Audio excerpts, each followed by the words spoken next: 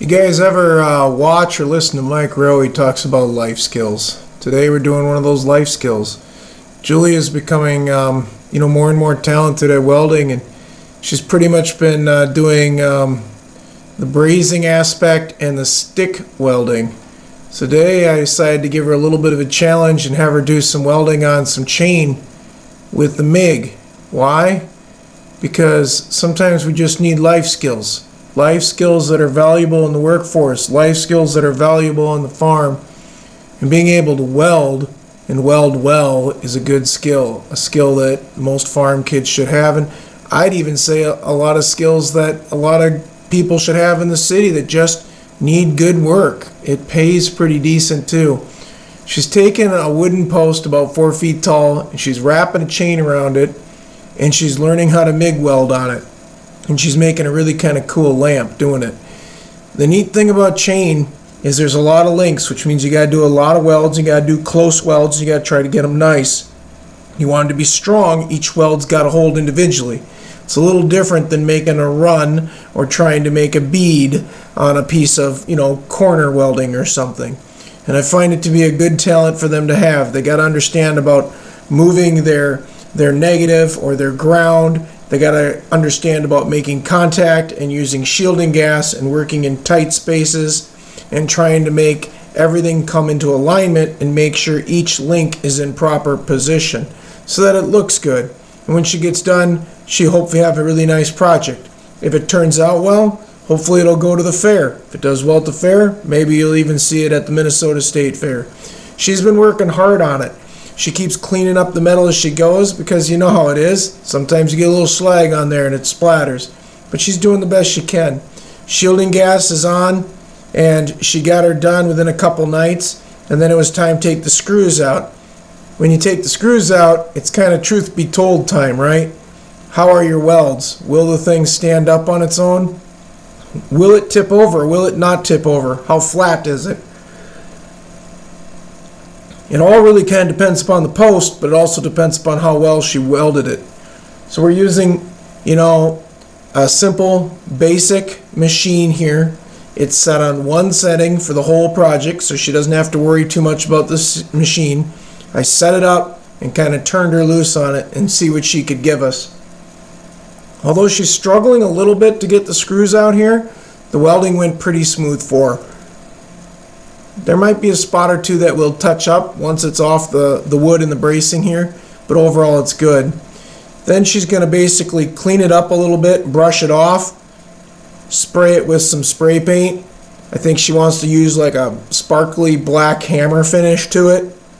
And then it's a matter of wiring it up. A project like this is really not that expensive. I got about $8 into the chain and about $8 into a can of spray paint. The post is just a used old farm post here. I'm helping her wiggle it off and get the thing off it. See, it's a little loose there. She's going to have to fix that weld, but that's okay. It's stuck in position enough that she can redo it. And she's already started making her light, which is pretty cool. She had to weld a little center threaded rod on the top. She chose to use a hollow one so we could run the cord down it. She's got some Q-tips in there holding it up. And then basically we painted it after that. She again did black with some sparklies because she kind of wants the light to bounce off it and it look cool. So here we are kind of getting it sprayed up a bit. It's going pretty good. We'll let it dry for a couple days. We'll have her put another coat on it. When you spray chain, you can look at it 10 different ways like I told her. And you're going to see spots you missed. So you might as well just do one day, come back, do it next day, maybe even come back 2 or 3 days later and do it again. Because she's using Rust-Oleum, she's got to wait 24 hours between coats. Now this is what it looks like here when she's got it done at this stage.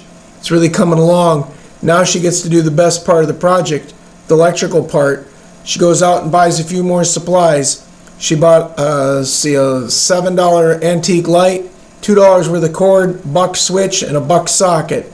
So she ain't out much by the time this project's done. She's going to take that cord and she's going to thread that lampshade cord through it. It took her a little bit of time to figure out kind of which way she wanted to thread it and how she wanted to make it look, but it didn't take her long and she had the technique down. And then of course when she got to the top, she didn't have enough cord, so she had to scooch a little all the way up to get it so she'd have enough cord to plug it in. At this point, they're learning basic electrical skills. So again, talk about life skills.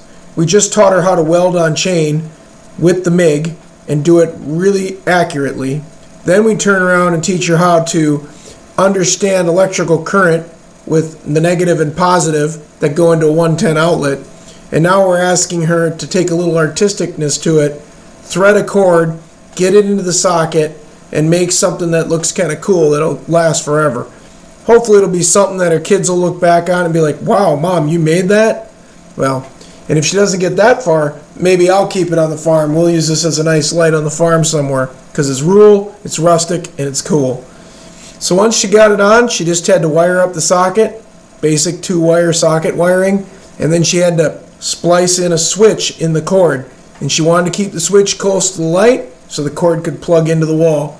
So here she's just getting each end, and she's making sure that she's got the polarity right. She's got negatives to negatives, positive to positives, so that they go through the switch properly. And she's got to kind of thread these into that hole and then put that switch together, and then she'll be all set. It really isn't that tough. It actually works pretty good. These things are just plastic, but she'll figure it out pretty quickly. Then once she gets that done, it's just a matter of screwing down the cover and kind of putting it together. It took her a little bit of time, but she got it all wired up just fine. So now she's got it so she can plug it in, she can turn it on and off. The thing is built like kind of a Sherman tank at this point. It's all painted up. She's got a nice little wooden stand from previous 4-H projects that she can stick it on and kind of light up the room. And she's chosen to use an antique bulb. So it wasn't that difficult of a project, it just took time. I'd say there was probably a day in the welding, maybe a day of touch-up welding, probably about 3 days in painting, and 1 night of assembly, and she pretty much had it up and running. So for what it's worth, it takes a little bit of time to walk them through it, even as a parent on the farm, but it's a great skill to have. So she's got her antique, laugh out loud, LED light that she likes, and we're going to light this thing up, and she'll show you what it looks like. So she's got the switch on, she's going to go turn the power on here, and you can see it lights up really nicely in daylight, but once she hits the bulb, it really lights up. And that's because it's a pretty strong bulb. The bulb she chose for this is equivalent to about a 75-watt light bulb. Thanks for watching, folks. I hope you teach your kids great skills like this. I think life skills like this will benefit her far, far into the future.